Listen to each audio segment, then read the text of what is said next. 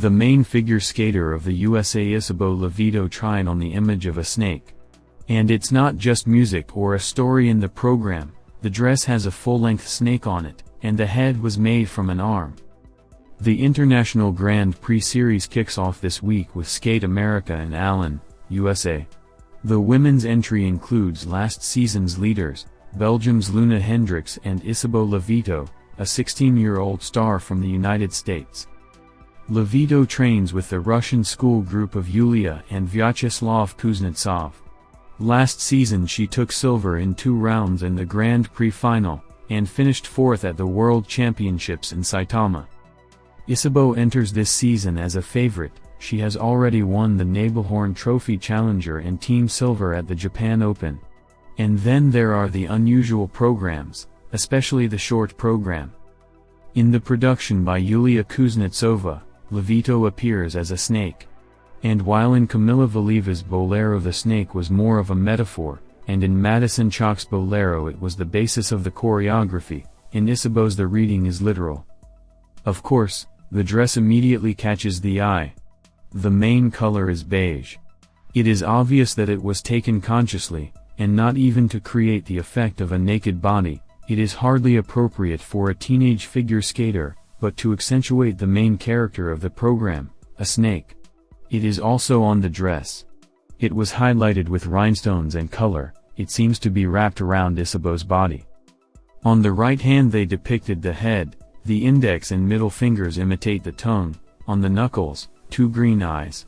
It turned out a bit cartoonish. Here Levito herself is important not to overdo it with the playback of the snake hand and not to turn the production into a puppet show.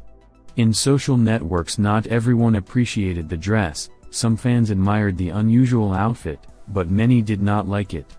The figure skater herself is satisfied with everything. She posts photos and after the premiere at the Nebelhorn Trophy. We will find out whether the outfit will be changed at the first stage of the Grand Prix. Isabeau's snake is not only a dress. The figure skater on the ice repeats the smooth movements of the reptile. It crawls across the ice, wriggles in the air. The choreography of the hands is emphasized on the right hand. It seems to lead Levito behind her. And several times the snake addresses the judges.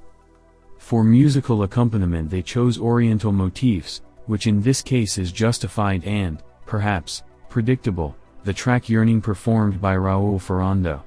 Isabeau was so entranced by the program that she thanked the snake after the ride in Oberstdorf. She patted its head encouragingly. In the Kiss and Run, she showed the snake's tongue, putting out 2 fingers. Levito seems thrilled with the find. What do you think of her new look? Isabeau Levito answered a few questions from journalists. Let's not talk about figure skating first. You are in your first season of adult figure skating, tournament after tournament. What about school? I still don't understand how I have time for everything, and do I have time at all? To be honest, it's impossible to combine school and sports at this level, but on the other hand, the others manage somehow. I admire such athletes. It's hard for me, it's like 2 jobs at the same time. I leave myself on the ice, all my energies are thrown there. That's why it's sad to realize that my studies are on the leftover principle. So it's a struggle every day. All the time you have to choose what is in priority, and most often it's the rink, not studies. I study online, I don't go to regular school, it's much more efficient. I do my lessons between training sessions, in between breaks.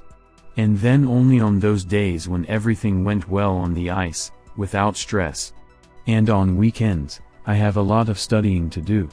I'm lucky, I'm a lark, I wake up at 6:30, and Sunday morning is my main time for lessons. All your coaches are from Russia. How are things with the Russian language?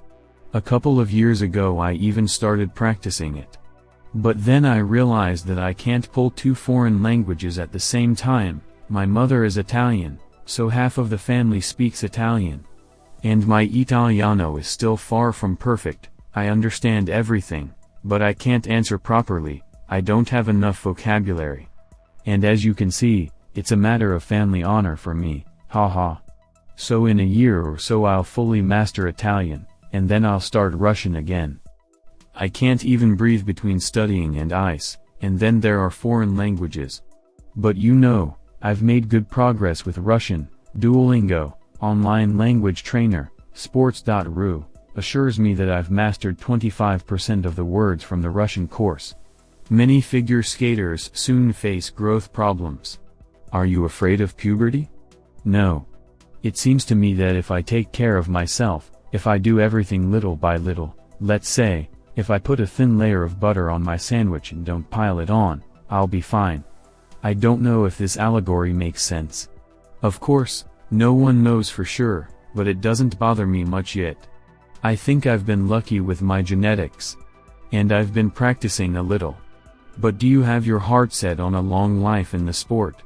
For example, Alice Liu announced right away that she wasn't after medals, and she left pretty quickly. I'm a different person. I don't sit down and think, okay, I'll skate for so many more days. My career in big sport is just starting, we'll see.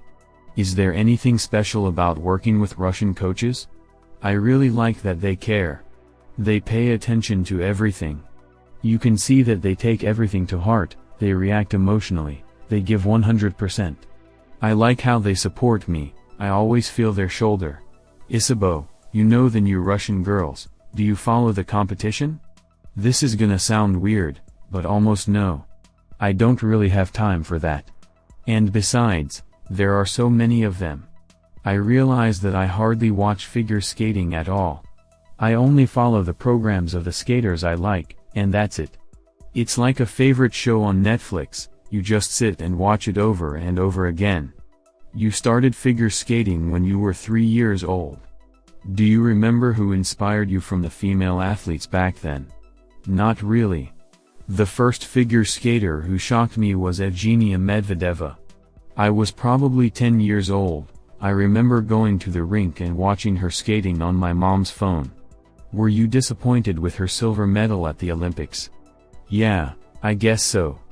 I recently reviewed those Olympic programs. You know, Alina Zagitova did everything technically perfect. I look at those routines and I realize, wow, it's incredibly difficult. But my heart was always with Evgenia. At that time Alina was 15, like you are now, but you are still closer to Medvedeva's story. Evgenia felt that she was skating. There are people who live music, and their movements on the ice are connected to that.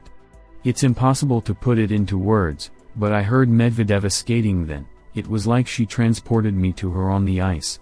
I admire the way she put herself together then and did all the jumps without forgetting the story in the program. It was perfection itself, although the ideal will never be achieved by anyone anyway. That's why she is a real inspiration to me. I realized then that I want to do the same and I will try to achieve it. How ambitious are your plans for this season? My goal is to get better and stronger with every competition. It's important for me to realize after the rides that I've taken a step forward, that I've given myself to the audience and that I've become better in some way. It doesn't necessarily have to be a significant progress every time. But inside I need to feel that I'm moving forward. Last year you trained the quadruple to loop, there was talk about the triple axel. But then you got injured and withdrew from the Junior Grand Prix final. How are things going now? There were some growth problems, but now everything seems to be behind me. I'm not in a hurry and I'm not running after the quads. I hope to jump them sooner or later. But I don't want to rush, I don't want to race. And then, I have a lot to work on without the quads. It's important for me to focus on program presentation. I'm not a junior skater anymore and I have to show adult, meaningful skating. And of the difficult ones, for now I will jump a cascade with a Rittberger. I love it, I can't imagine a program without it.